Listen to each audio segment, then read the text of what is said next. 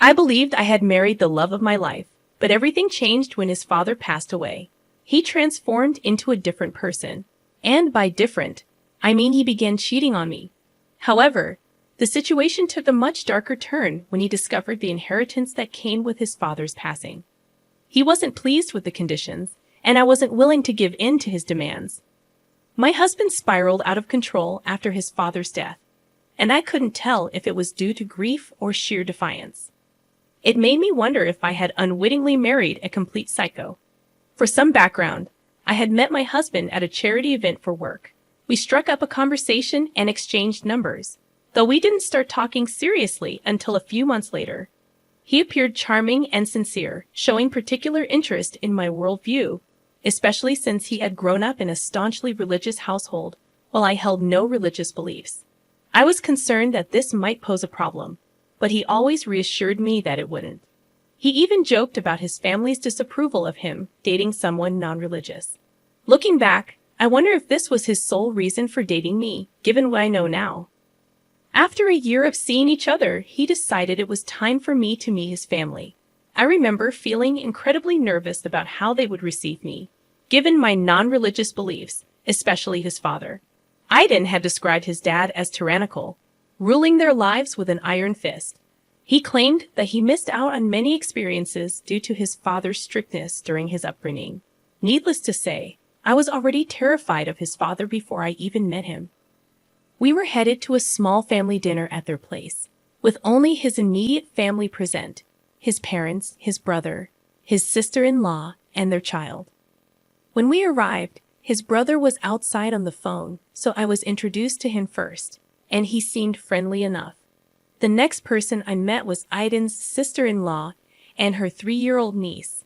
They were both lovely, and we had a lot to talk about, especially since she also worked in event planning coordination. While we chatted, Aiden's parents entered the room, and he introduced me to them. I was taken aback when I realized who his father was. I won't reveal his identity, but his father was a prominent figure, responsible for a major charitable organization both locally and internationally. I had seen Aiden's parents at an event I attended, but he had never mentioned their connection to him. His mother appeared somewhat distant but not unkind. I later discovered that Aiden's mother had always been cautious around the girls he brought home because he had a tendency to be attracted to what he called the wild type. Surprisingly, Aiden's father was the complete opposite of what I had expected. He was genuinely kind and understanding, not bothered at all by my lack of religious beliefs. He explained that he valued kindness and principles in people, regardless of their religious background. During our conversation, he shared that Aiden's sister-in-law used to handle the foundation, but had become less involved after becoming a mother. He believed in not taking people away from their families, especially when their children were young. That's why he had outsourced the last event to me. Contrary to my initial assumptions, Aiden's family turned out to be ordinary people with a touch of religion in their lives. Aiden downplayed his father's acceptance, suggesting that his dad probably assumed it was just another phase during his college years. He claimed he had dated numerous girls back then who were what he vaguely referred to as out there, and his parents had always viewed it as an act of defiance. According to Aiden, he had become more serious about me, taking a break from dating to focus on personal growth. Despite the red flags, I believed his explanations, naively accepting his version of events because I was deeply in love. We continued dating for another year, and then he proposed. We decided to live together before getting married, and during another family event, I had a candid conversation with Aiden's brother. He expressed concern about Aiden's behavior, recalling how Aiden used to rebel against their parents, especially their father, during their teenage years. Aiden had a history of fights, particularly because his father was strict about their activities. However, Aiden's father seemed pleased about our engagement, even offering his backyard for our wedding, a proposal Aiden initially resisted, but eventually accepted. After 2 years of living together and saving money, we set a wedding date. I convinced Aiden to honor his father's offer and have the wedding in his parents' backyard. Things seemed fine until 2 months ago when Aiden's father suffered a fatal aneurysm. A drastic change came over Aiden. He started coming home late, often drunk. I initially attributed it to grief, but his behavior raised concerns. When I spoke to his brother, he revealed that Aiden didn't seem sad about their father's death. Instead, he appeared relieved. Aiden's erratic behavior and the uncertainty surrounding their family business prompted me to confront him myself. I stayed up waiting for Aiden, and he didn't return home until around 1 in the morning. He reeked of alcohol and stumbled through the house. Despite knowing it was futile to reason with him in his intoxicated state, I insisted we needed to talk. I emphasized that he shouldn't be driving while drunk, as it could lead to harming himself or someone else. He dismissed my concern, telling me to mind my own business, ending the conversation abruptly. There was no point in discussing anything with him while he was drunk, so I decided to go to bed. The following morning, I woke up to find him vomiting in the bathroom. Seeing he had sobered up slightly, I gave him aspirin and some dry crackers. I questioned his irresponsible behavior, to which he replied that now that his father was no longer controlling him, he felt free to do as he pleased. I pointed out the dangers of drunk driving and his late-night antics, mentioning his brother's worries about him. Aiden grew angry, criticizing his brother and father, claiming they were obsessed with appearances and cared little about his happiness. He felt they were constantly trying to involve him in a lifestyle he had no interest in and judged him whenever he deviated from their expectations. It was in this moment that I realized Aiden's perceptions of his family might be distorted. While I understood he might carry some residual trauma from his sheltered childhood, it seemed as though he sought to provoke his father and make his family miserable as a form of retaliation. However, his attempts only resulted in his own misery, as they didn't take the bait. Despite my non-religious beliefs, Aiden's family had always been warm and accepting, never imposing their faith or lifestyle on me. His father even invited me to church once, emphasizing there was no pressure for me to attend. Perhaps I had only seen the best side of Aiden's father. I couldn't be certain of what he was like when Aiden was younger. Regardless, it was evident that Aiden needed to mature and move past his grievances to find his own path in life. I confronted him directly, asking if his unhappiness extended to our marriage. He admitted he wasn't happy. I was left speechless, so I got up and left. Currently, I'm writing this from my mother's place, where I've been staying for the past week. Aiden hasn't reached out. And even his brother mentioned he wasn't talking to him either. I'm at a loss about what to do. While this situation undoubtedly warrants considering a divorce, I'm hesitant to make a rash decision. I wonder if his behavior might be a coping mechanism for dealing with his father's death. I'm considering giving him some time to cool off and then suggesting counseling. Top comments from the original post. Comment 1. I empathize with you, OP.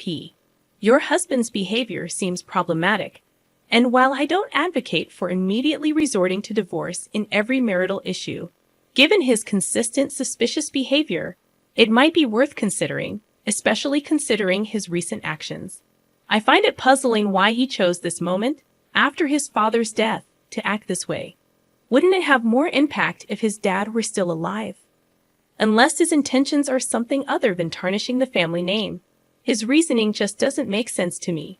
Regardless, I think it's crucial to assess your relationship after this incident. Addressing these issues now can prevent future problems. I hope counseling proves helpful. Best of luck. Comment 2. OP, it appears your husband might be grappling with religious trauma from his childhood, as you suggested. If your father-in-law was different when Aiden was a child, there might be deep-seated issues at play. I've seen cases where strict evangelicals resort to harsh disciplinary methods to keep their kids in line. Some churches even pressure members to remain in unhappy marriages, fearing divorce. Aiden's fixation on his father's opinion indicates underlying issues that need exploration. While therapy is a step in the right direction, it might not be enough. Individual therapy sessions for your husband could help him work through his childhood trauma. Just because his family is pleasant around you doesn't necessarily mean they're genuinely nice. It might simply be a facade tailored for your benefit. Update number 1. I'm struggling to find the right words for this update. I feel utterly numb. I'm still at my mother's place, but I did return home briefly after about 2 weeks away. I attempted to reach out to Aiden through calls and texts, but he refused to respond. Then, I received a call from his sister-in-law, asking to meet for lunch. When we met, her husband was with her at a local coffee shop. She inquired about how I was doing and about the situation with Aiden. I didn't hold back. I shared the truth about his late nights, excessive drinking, and overall irresponsible behavior. I explained that I had been staying at my mother's to give him space before suggesting couples therapy. Unfortunately, he hadn't been answering my calls. During our conversation, my brother-in-law dropped a bombshell. Aiden had been using the foundation's funds to indulge in expensive hotel rooms and escorts. When confronted, Aiden claimed he had inherited part of the foundation, justifying his spending.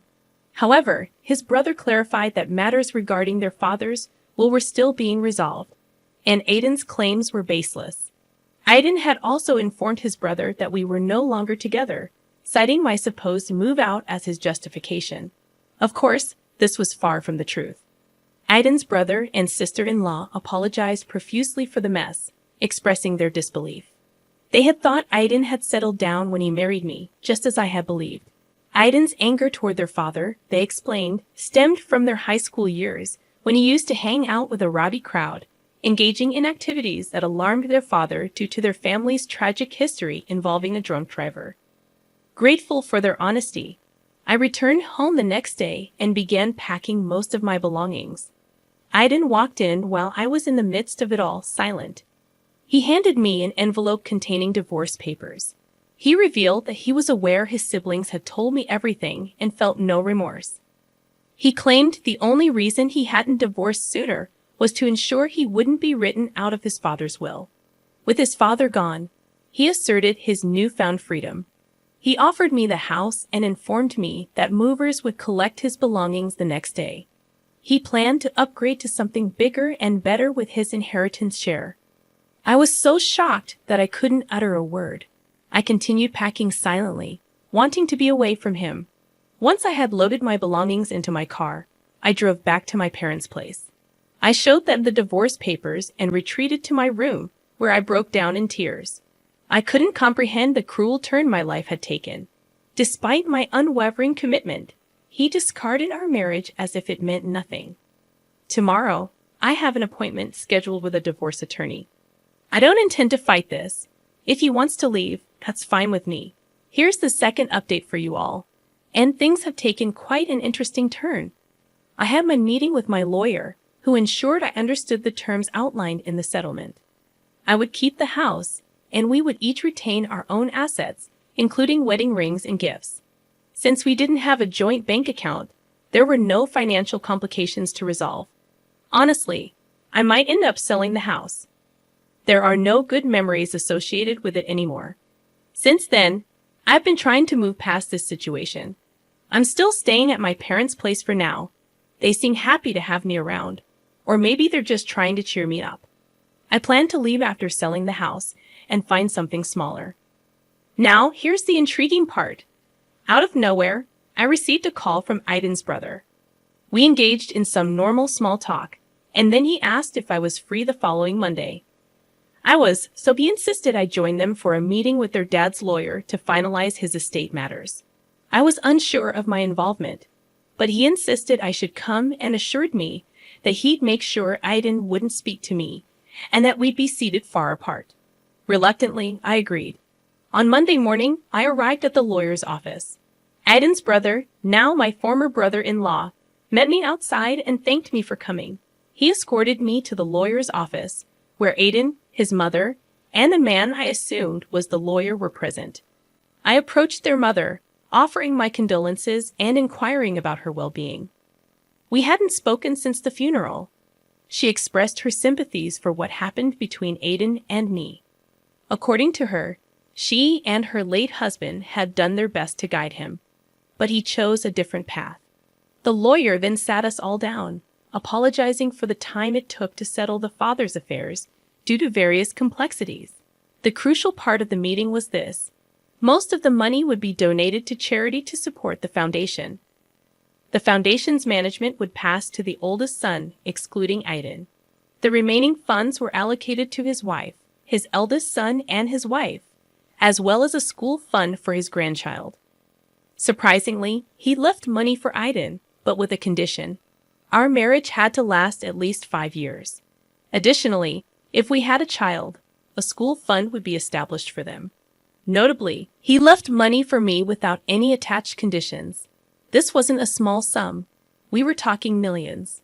The lawyer's face when his father expressed concern that Aiden might squander the money on inappropriate indulgences like escorts and alcohol.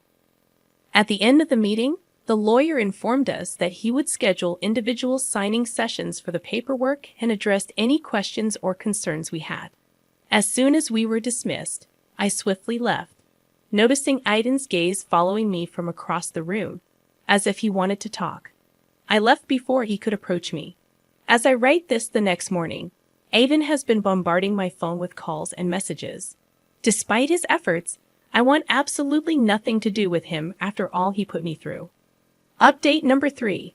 Aiden's behavior has become increasingly erratic in his search for me. After failing to reach me through my phone, he attempted to contact his brother to inquire about my whereabouts. However, I hadn't seen any of them since our meeting with the lawyer. Aiden's brother warned me to lay low for a while since Aiden was frantically searching for me. True to his words, Aiden showed up at my parents' house one day looking for me. Fortunately, I wasn't there. My dad informed him that I was out of town for an event and uncertain about my return date. Aiden left a message, urging me to call him, insisting that we needed to talk. I had no desire to engage with him further, but his persistent attempts to reach me pressured me into making the call to put an end to his relentless pursuit. I decided to call him when I knew I had ample time and emotional strength to handle the conversation. I didn't want him to believe he still held any power over me. I called around 6 o'clock in the evening, assuming he would be at home. He answered eagerly, expressing happiness at hearing from me and inquiring about my well-being. He spoke as if he hadn't cast aside our marriage without a second thought. He started by apologizing for his selfishness during the divorce and acknowledged the pain he caused me. He admitted he should have respected the commitment we made, even if he wasn't as content as he hoped to be. I let him speak, then sighed and calmly stated that I had moved on from our marriage, focusing on other aspects of my life.